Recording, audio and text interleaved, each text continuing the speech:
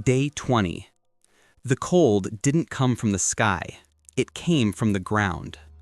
When we opened the door of the parking lot where we'd slept, the air felt like broken glass going into our lungs.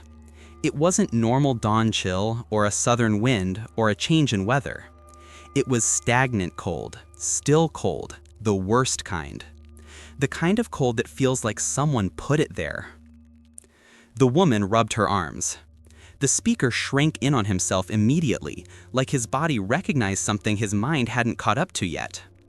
This is a frozen sector, he murmured. Frozen how? I asked. Like a lab. I swallowed hard. Because we were about to enter one of the places her husband had marked with 2 overlapping circles. And now I understood what that meant. 2 circles, 2 levels, 2 dangers. The first, the cold. The second, the silence. We turned the corner, and everything looked like a bad dream. Cars covered in a thin film of dry frost. Trash glued to the ground like it had been welded there. House doors left open, but the air inside was so cold it felt like it came from a giant freezer. And the infected? Frozen. Locked mid-movement. One had an arm stretched out, trying to grab someone, stuck in the air. Another with its mouth open at the start of a moan, no sound. Another on its knees, maybe changing into the slower phase, but stopped halfway. The woman stepped close to one of them and held her hand a few centimeters from its skin. The air around it was too cold. This isn't environmental ice, she said. This is thermal inhibition. Thermal what? Like slowing the body down, locking functions. She drew a long breath. Nature didn't do this. The speaker touched his own chest, terrified. Don't stay too long, don't stay too long. Observation number 44. When the world freezes all at once, it's not the weather. It's someone pressing pause. We crossed the street, stepping slowly. The sound of our footsteps felt too loud, even tiny as they were. The speaker shook from the cold, but in his face, it wasn't just the temperature. It was fear, like he remembered being here.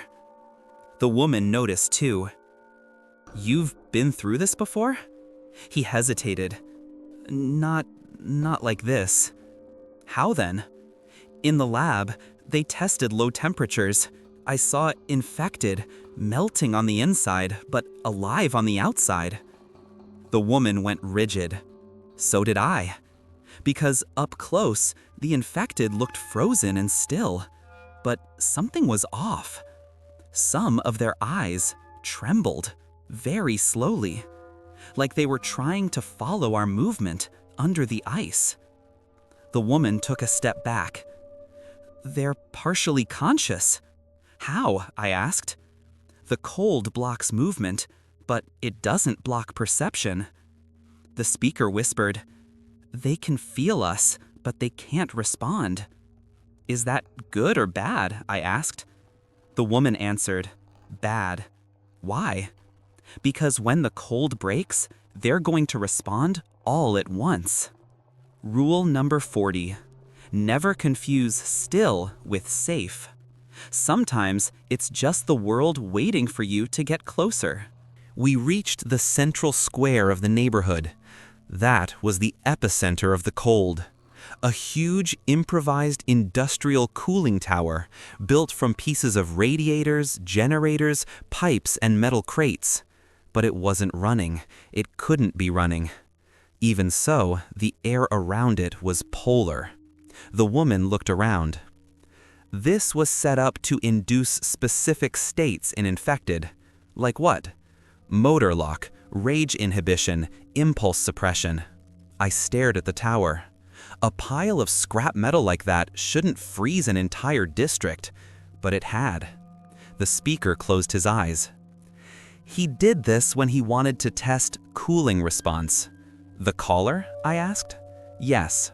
The woman took a few more steps toward a metal panel, and then there was a sound, a crack, not metal, not ice breaking, a sound coming from beneath the ground, like something breathing under the concrete. The woman crouched and laid her hand on the floor. Her face changed. "This isn't ambient cold. Then what is it?" She inhaled. "Flow.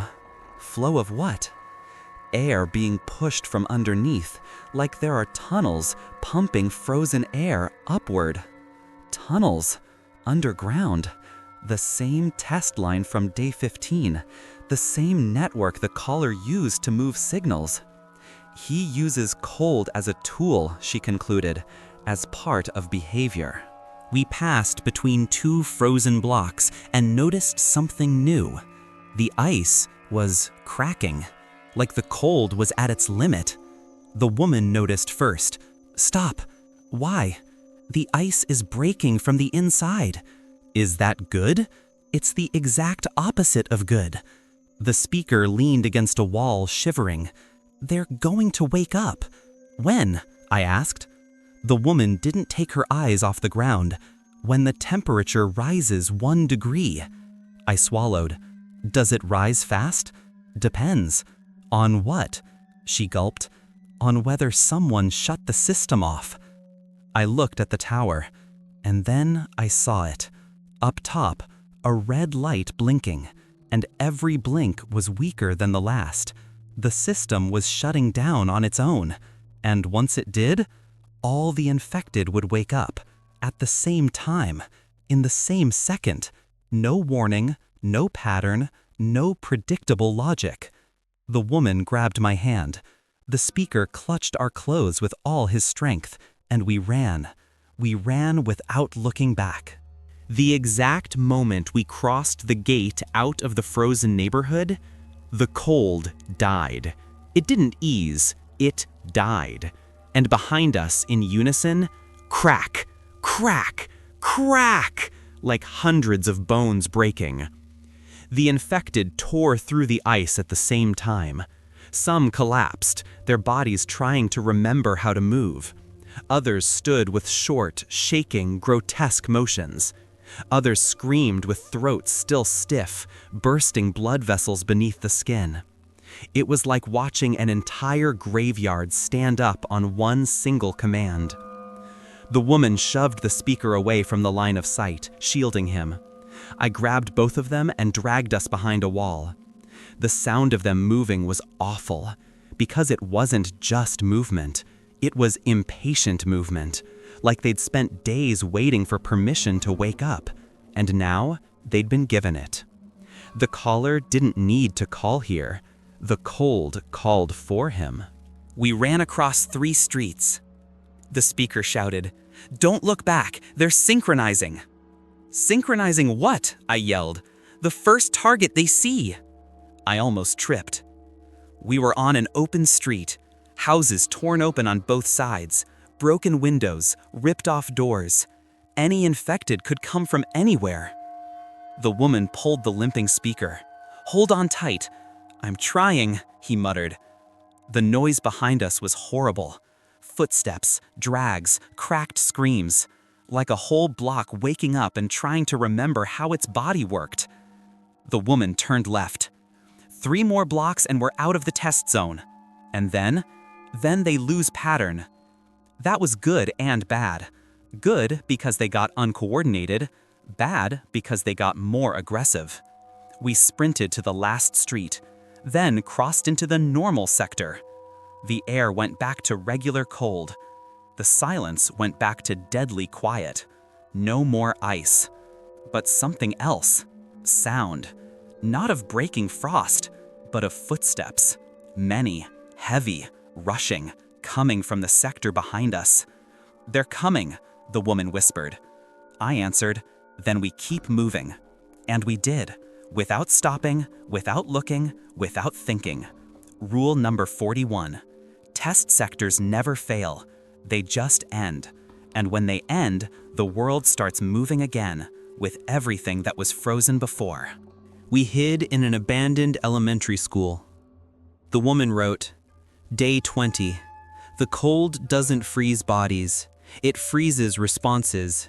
It keeps creatures alive, aware, waiting, and releases them all at once. The caller tests thermal behavior. and we walked straight through his lab. The speaker slept, clinging to her coat, shivering like the cold had stayed trapped inside him. I finished the entry. I don't know what's worse, the silence of what's frozen or the noise of it thawing. The truth is simple. If the caller controls cold, he can stop an entire neighborhood or wake it up like an avalanche.